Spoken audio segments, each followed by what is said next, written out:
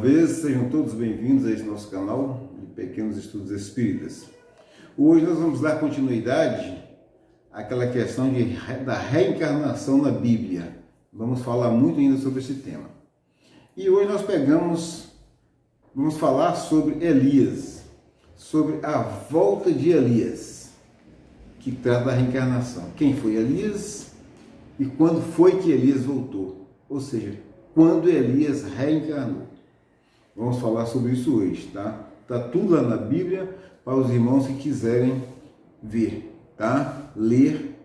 E aquele que conseguir ler com isenção do espírito de sistema vai entender. Vai começar a entender essa questão, tá bom?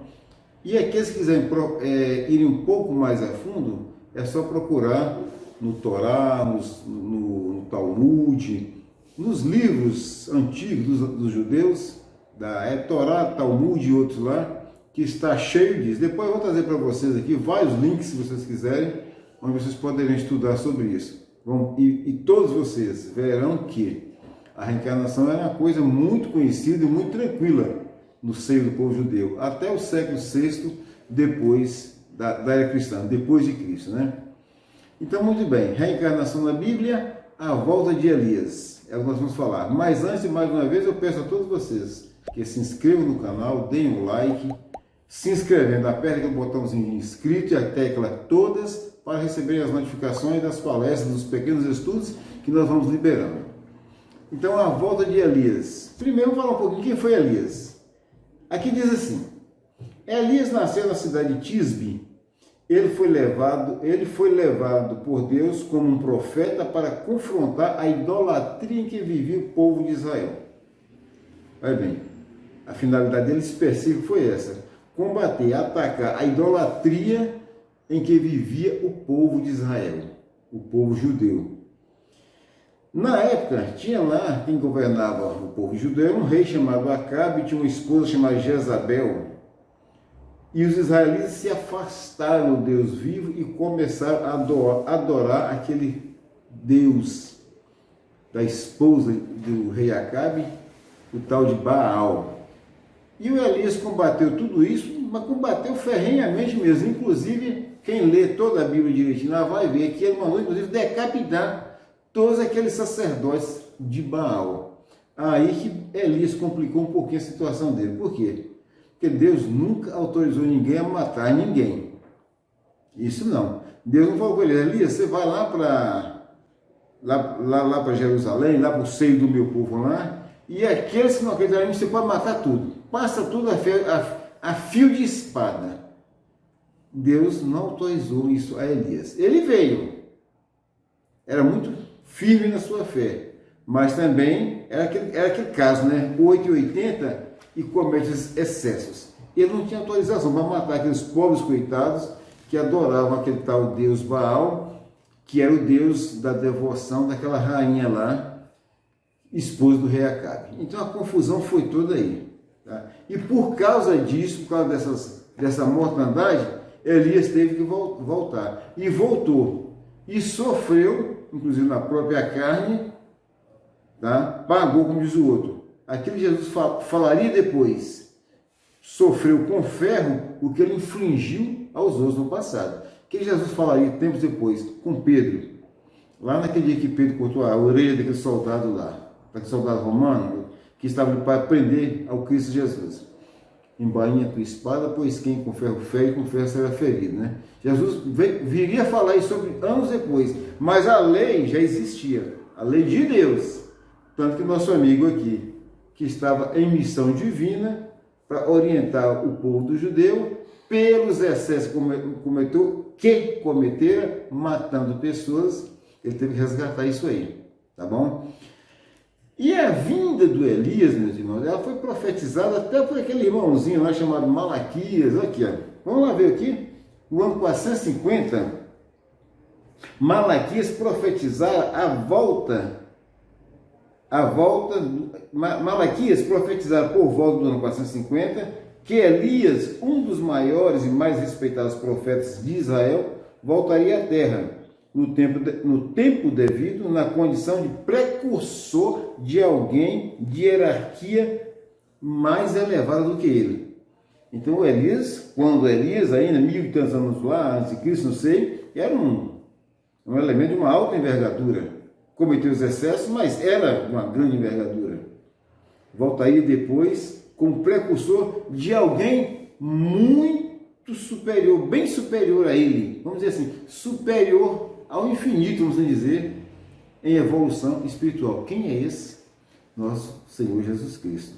E quem foi o precursor de Jesus Cristo que veio, vamos dizer, limpando a estrada, aplanando um pouco a estrada por onde o mestre andaria? João Batista.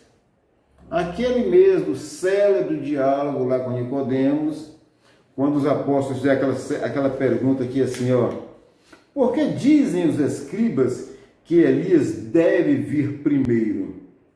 Então foi o que Jesus falou. Agora uma explicação, antes de falar o que Jesus disse. Para o entendimento daqueles homens estava, pois, faltando um dado importante. Vejamos bem de perto a situação. O profeta Malaquias anunciara há séculos que, antes de vir o Senhor, viria Elias de volta à terra. E Elias veio. Mas não veio aquele Elias, daquele jeito que ele era, naquele mesmo corpo. Ele não veio aqui através do processo da ressurreição. Ele veio, mas ele veio a fim de preparar-lhe os caminhos. Ora, os apóstolos àquela altura não tinham dúvida alguma de que Jesus era o Messias por aqui, Jesus. E quem Malaquias, entre outros, se referira, um ponto ficara, porém, obscuro para eles: a inexplicável ausência de Elias. Daí a pergunta: por que dizem os escribas que Elias tem de vir primeiro? Elias já veio. Foi o que Jesus falou. Em verdade, vos digo que Elias já veio e fizeram com ele tudo o que vocês já sabem. O que tinham feito com João Batista? Cortaram a cabeça dele. Aí, naquele momento, os apóstolos entenderam que Jesus estava falando de João Batista. Ou seja, João Batista era a reencarnação do Elias. Entendeu agora, meus irmãos? Elias, que muito anos e anos antes, né, teve aquela missão de combater idolatria e todos os excessos que todos nós humanos cometemos em todos os tempos de nossas vidas. Cometeu um excesso muito grande, que foi matar pessoas. Tirou a vida daqueles pobres sacerdotes ignorantes que viviam adorando Deus de pedra. Ora, nós temos que entender o seguinte, meus irmãos. Deus, se Deus é amor e bondade infinita, Ele não sai mandando matar ninguém por ele, não. Se fosse assim, Ele teria matado aquele soldado tudo lá que foi prender Jesus. No entanto, o Pedro cortou a orelha de um e Jesus colou a orelha no lugar. Então a violência não está na essência, na natureza íntima de Deus, nem na de Jesus. A violência está dentro de nós. E quando nós queremos cometer nossas violências, nós, inclusive, damos a elas um caráter divino. Ou seja, eu vou te matar, mas é porque Deus está mandando. Você não obedeceu Ele, né? Então eu vou te matar. Olha bem, Deus quer que você adore só Ele, tá? O sacerdote de Baal, seus baalitas danados. Mas como vocês não estão, então eu vou matar todos vocês. Deus nunca faz isso, porque os sacerdotes de Baal, aquele povo idólatra, também ignorante, também filhos de Deus eram. Então não tinha porquê. Então aí foi por conta do nosso irmão Elias. E ele viria pagar isso futuramente, tá? Como precursor do Cristo de Deus, muito superior a ele, tá? Em hierarquia, em evolução. Ele veio só para preparar o caminho dele, certo? Ele tinha que vir, preparar o caminho. E simultaneamente, ele foi ferido do mesmo jeito que ele feriu. Ou seja, aí está o porquê da reencarnação. A reencarnação não é para nos afastar de Deus, não. A reencarnação, ela é a maior prova do amor de Deus para com todos os seus filhos. Porque é muito fácil Deus fazer assim e não sobrar um desses filhos ímpios, milhões de ímpios que tem na Terra. É muito fácil. Vocês acham que Deus não poderia, por exemplo, acabar num estalar de dedos com aquela guerra horrorosa lá, matando alguns só? Não. Deus não faz nada disso. Ele nos deu livre-arbítrio, tá? E nós vamos agir, vamos fazer nossas escolhas e vamos pagar. Escolhas que nos trarão consequências. e nós vamos pagar por elas. Então, esta é a finalidade da reencarnação. Elias tinha vamos dizer, aquele compromisso kármico, porque assassinaram pessoas, tá? Pessoas que não adoravam a Deus, não entendiam Deus, não conheciam Deus. É como nossos índios aqui das nossas florestas amazônicas, daqueles lugares mais selvagens, nunca ouviram falar de Deus. Já pensou se alguém hoje, por ser pastor, por ser padre, por ser espírita, tivesse o direito de ir lá com uma selva brava qualquer e encontrar lá uma tribo de gente que nada sabe de Deus. E como não sabe, fala assim com ele: olha, Deus existe, esse Deus não vai nada não. Ele não aceita, então eu vou te matar. Vamos sair disso, tá, meus irmãos? Não vamos atribuir a Deus os nossos atos e atitudes, não. Elias veio e reencarnou. Foi João Batista. Trazia consigo um peso kármico, que era a morte de todos aqueles sacerdotes de Baal, que ele matou por conta própria. Não foi Deus que mandou. Há gente por aí das demais denominações religiosas que acreditam que foi Deus que mandou. Eu não acredito. Eu não acredito. Quem escreveu os 10 mandamentos para Moisés, dizendo assim, não matarás, só isso. Não autorizaria ninguém a matar. Vocês não veem nenhum artigo lá dizendo assim, um parágrafo, um inciso, não matarás, exceto se eu mandar, exceto se alguém não me adorar, exceto se alguém falar mal de mim.